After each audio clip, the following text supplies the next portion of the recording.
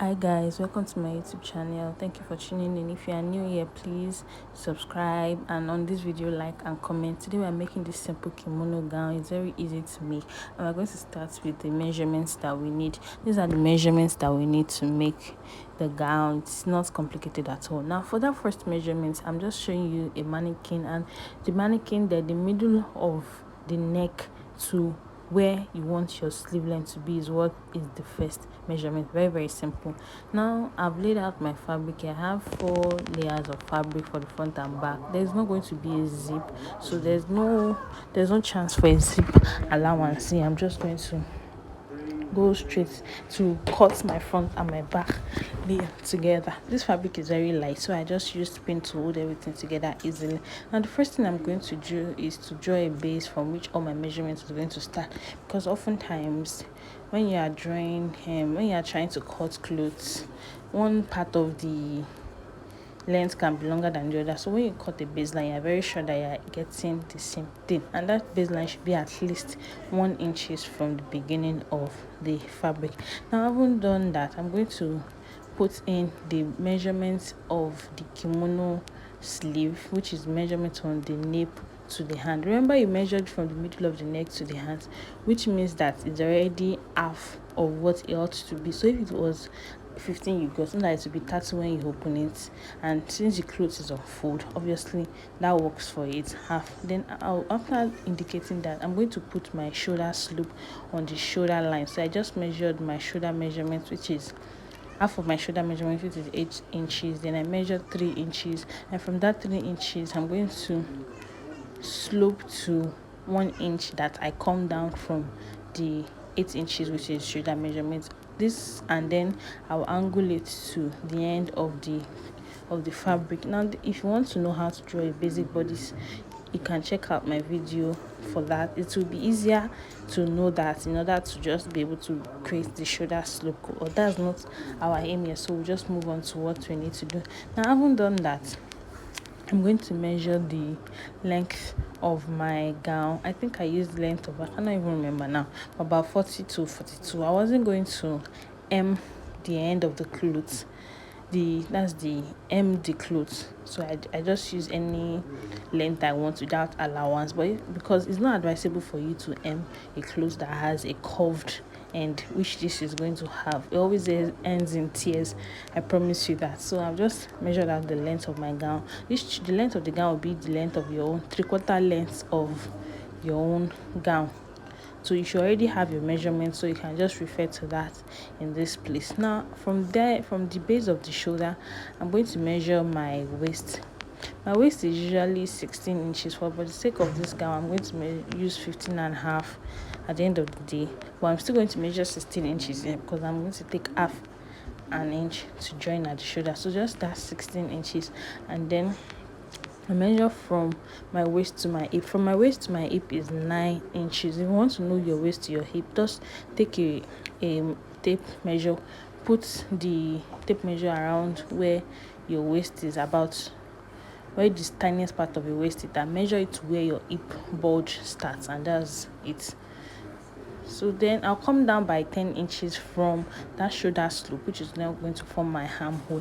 After coming down by that 10 inches, I'll still measure the kimono length just as a reference point. That's not what I'm going to use on that bottom line. So from there, I'm going to measure my bust measurement. Bust measurement plus 2.5. So when I add 2.5 to my bust measurement, at the end of the day, I just ended up using 1 inch as the sewing allowance. So the rest of the 1.5 will make the gown free. Now on my waist, I measured my waist and add 2.5 also, because this is not supposed to be tight at all. First of all, it doesn't even have a zip, so you have to be able to easily fit it over your head. And then same thing happening with my hip, just measuring my quarter of my hip measurement plus 2.5 inches. And then whatever I measure around the hip measurements is what I'm going to measure on the hem. Now, having done that, I'm going to make sure that my fabric is right. This fabric is so light, so it was just shifting. Of course you can use an ankara to sew this also, but this is what I felt like using. Use any fabric of your choice, but it's preferably something that is lightweight because it just makes it nicer.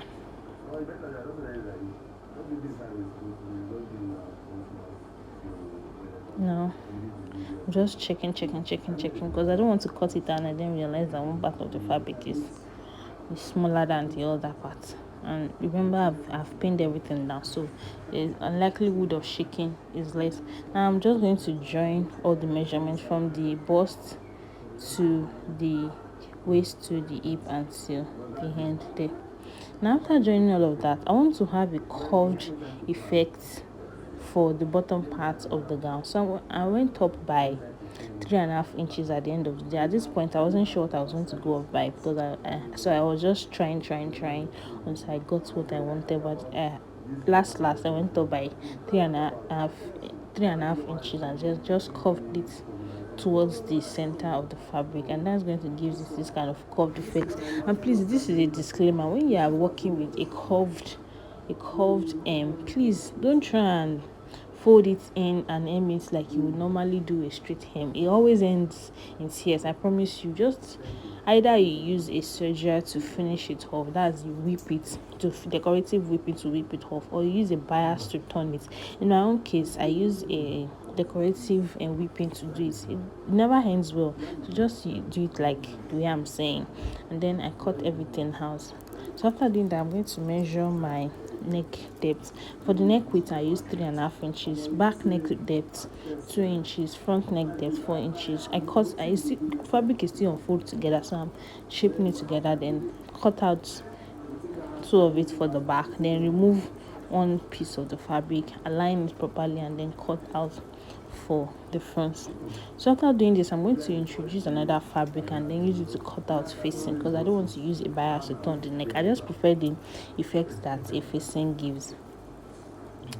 So then, as you can see, like that, I'm just using it. So the length of that facing is maybe about 20 to 25, but that's not what I'll end up using. So you can make yours as short as you want, as long as it passes the neck depth by at least 2 inches.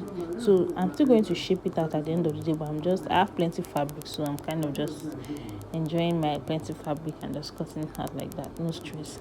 So I cut different facing for the back and different facing for the front. Now when I'm going to, after cutting out the facing, I did something for this fabric because it's so light. I ironed ST, a very light ST, otherwise known as an interfacing, around the neckline. You're going to see how I do that because this fabric is very light. I'm saying this now because if you are using a fabric that is not as light as this, you don't have to use a ST, but because my fabric is light, so this is a step that I'm going through.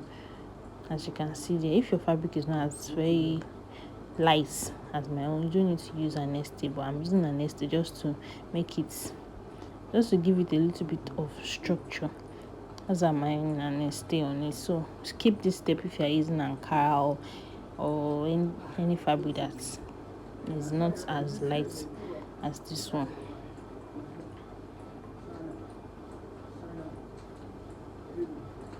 Now I'm shaping out my interfacing. I think I used 6 inches at the neck, at the shoulder, base of the shoulder. Then I just measured that 6 inches round to give the kind of curve effect. Then I used the one for the front to cover the one at the back so that both of it are the same thing. So you can see that I've ironed interfacing also. Now this is the back interfacing. So I'm ironed that straight line there just so you see what I'm going to do with it. Now I want to join the shoulder before I start saying too much story. I'm just going to take the shoulder of the front, shoulder of the back, and join. But before I join that shoulder, I want to put a button at the back. So I want to create the opening that I'm going to put that button. So from the middle of that the neckline, I'm measuring 6 inches down on the main fabric. Then I'll take the interfacing and also measure 6 inches down. So that's going to form the opening which I'm going to put a button. I'm using all these decorative buttons that you just use the fabric to do a kind of button hole for. So just watch and see what is going to happen. If you know you're not comfortable with using a button, then I don't know how you do it. Maybe you can put a zip. There's a way you can put a short zip, but definitely you have to put a form of opening that's going to enable you to be able to fit the clothes over your head very, very easily. And remember, this is the back, not the front. It's the back that I'm putting this slash. Now I'm trying to cut out the fabric that I want to use for the button hole, because I'm using all these decorative buttons. I think I forgot to show the button. Yeah, but it's all these buttons that you just hook something on. So I just measured a fabric of 1 inch and I folded it on itself to get my button.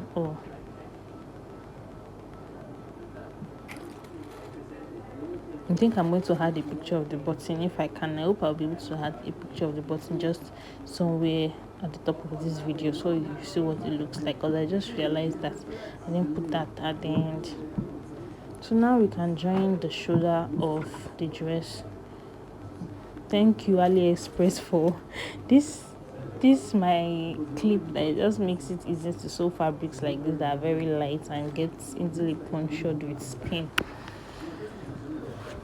So that's what I'm just doing, just pulling everything together so I can join it by the shoulder.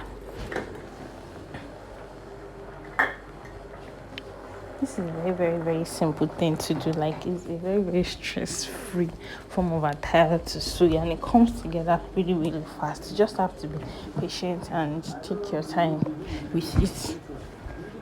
So I've joined the shoulder here and I'm just showing you. I've also joined the shoulder of the interfacing.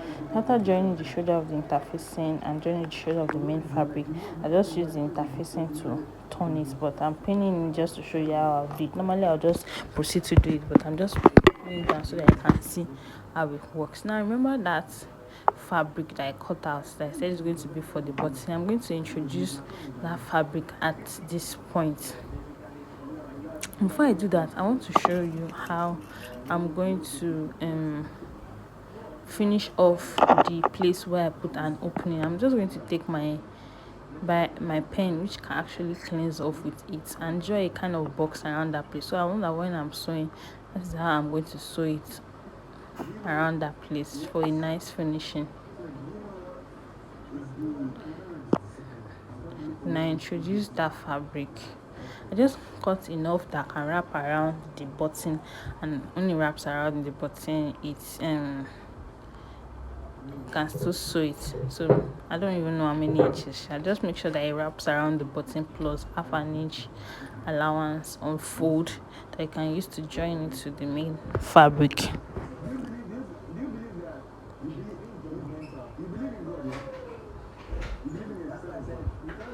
And I don't know if you can hear, but I'm watching Big Brother as I'm recording this thing, so sorry for the noise in the background.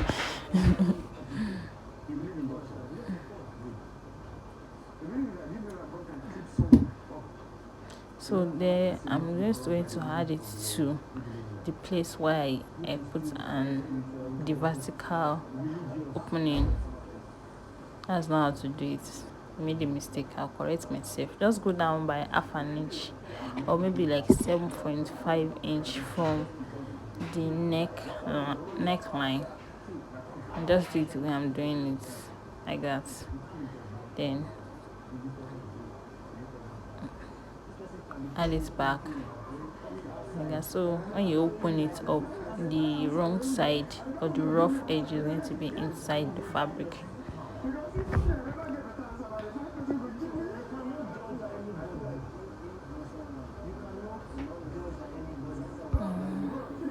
So I've sewn it. I'm just showing you that I've sewn it. Then I'll proceed to sew the neck also.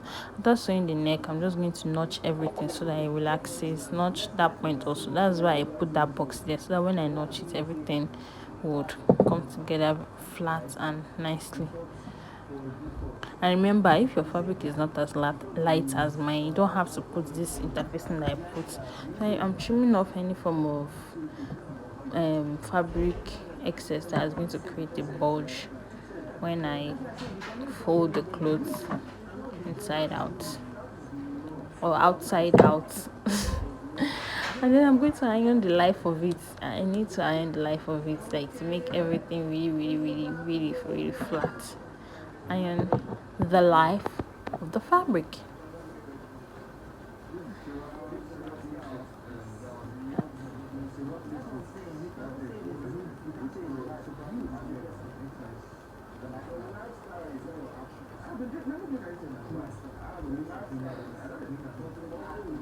Just fold it in properly and then start ironing it.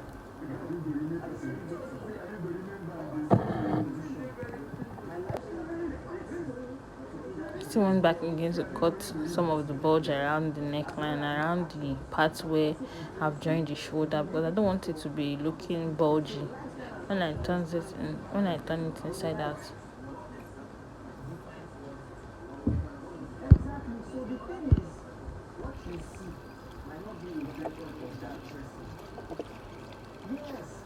I just ironed it.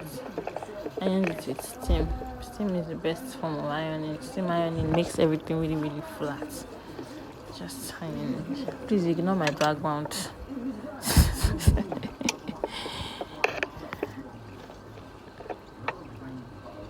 And then I want to join the side. I just put everything together and I'm going to join the side by 1 inch, as you can see there.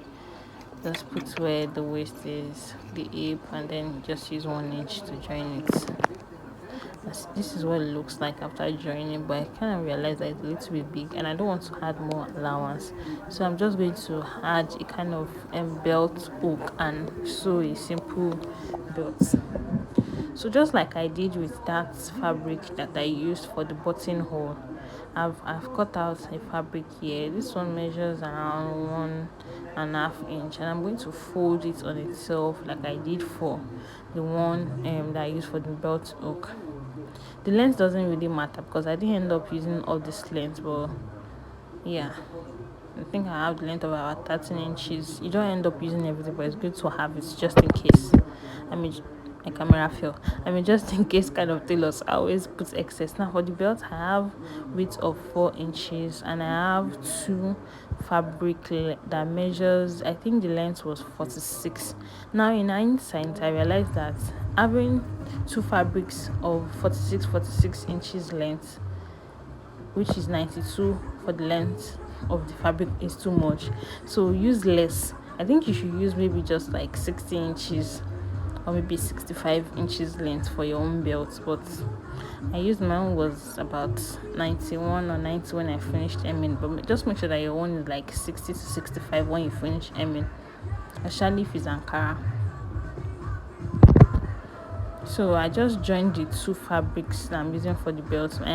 My clothes wasn't long enough, so that's why I'm using 2 fabrics. But if your clothes is long enough, just use 1 fabric that length is say 60 to 65 and then the width of 4. So I'm showing you that I'm joining it. Now I've already joined it and I've ironed it, and now I'm placing the belt hook that I joined. I'm placing it on the belt to measure the number of inches that I need. See, I place this in such a way that I have 1 inch at the end and 1 inch at the beginning there, plus the inch of the belt hook, so that I can use that 1 inch on both sides to join it, and I need 2 for my right and my left side. So I'm measuring my waist measurement, which I used as 15.5 here, and then I measured my under bust measurement, which is 13, and then I measured the length of the under bust to the waist, and whatever half of that is where is going to be the beginning of my belt hook, as you can see there. Now I take the first belt hook and use that 1 inch that I measured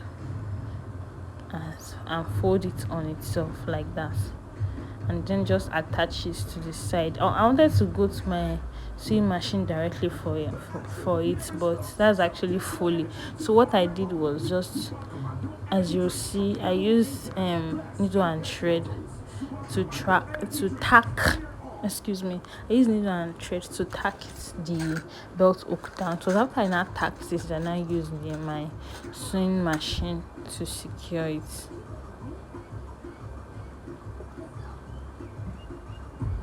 I think I should actually make a video of some of the tools that I use and where I bought the tools. Yeah, because I think I purchased most of these things from places that people can actually easily get theirs from. Also, I think I'll do that one day. Especially that my sewing machine in the background, and this my taper on my neck. That's my guest's cut. Has a long story I don't even want to get into. I'm just tacking it like that.